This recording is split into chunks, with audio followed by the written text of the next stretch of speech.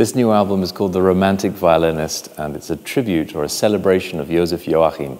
He was one of the greatest violinists of the 19th century. Violinists know him, but most people don't. All the great composers wrote music for him, Brahms, Schumann, Dvorák, because they realized he was the greatest. And I decided to call it The Romantic Violinist because this music is romantic. It's about romance, it's about love. Even though Joachim's way of playing wasn't really romantic, but he represents a time which is romanticism. It's the most beautiful music. It's a connection between the pieces, between the players, and he's the central force, the central figure.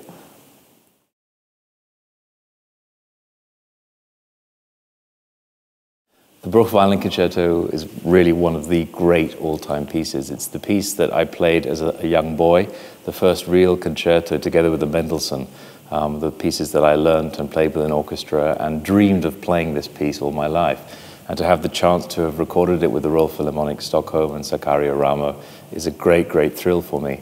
The piece was actually dedicated to another violinist, but Joachim took it and changed it. He made it his own piece. So when we listen to it, we're actually listening to Joachim's feelings as well as Bruch's, and that's what makes it so special.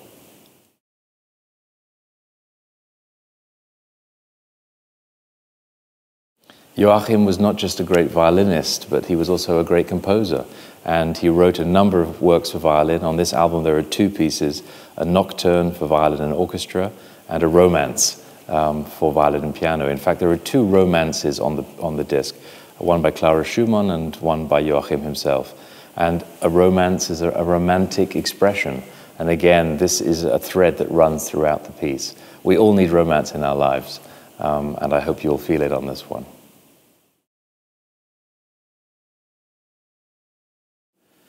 It was a great challenge for me to put the music together for this disc, but especially for one piece, the Lullaby of Brahms, I had to learn the viola for the first time. I've played this violin now since I was a little boy, but I'd never played the viola.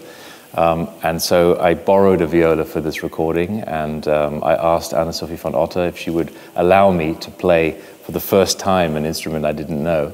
And she was very gracious and accepted, and we played one of the most beautiful works, the Lullaby, which was written, dedicated by Brahms to Joachim on the birth of his first child. And it's a very famous tune, a very famous melody.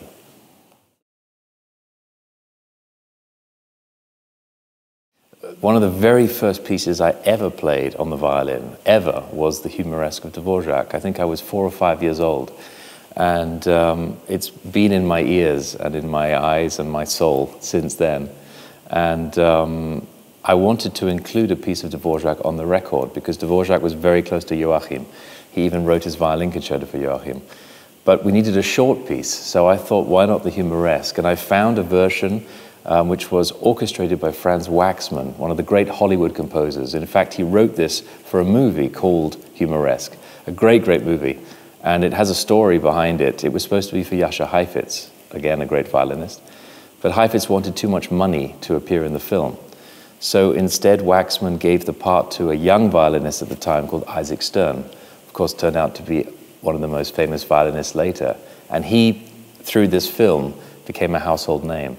So it's a very beautiful and very romantic, overly romantic perhaps, view of Dvorák. But it also shows us where romanticism has gone into the 20th century, and that's why I wanted to include it.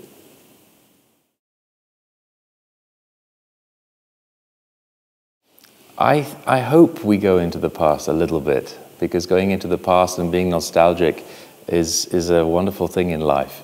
And if you listen to this music, it transports you into that kind of a world, in a kind of a sentimentality which is not overly done. It's always done with restraint. And that's about expression of feeling. And expression of feeling is what music is about. And these composers, they didn't write in a romantic way. They just were romantic the way they expressed their feelings. And that's why I love this music so much.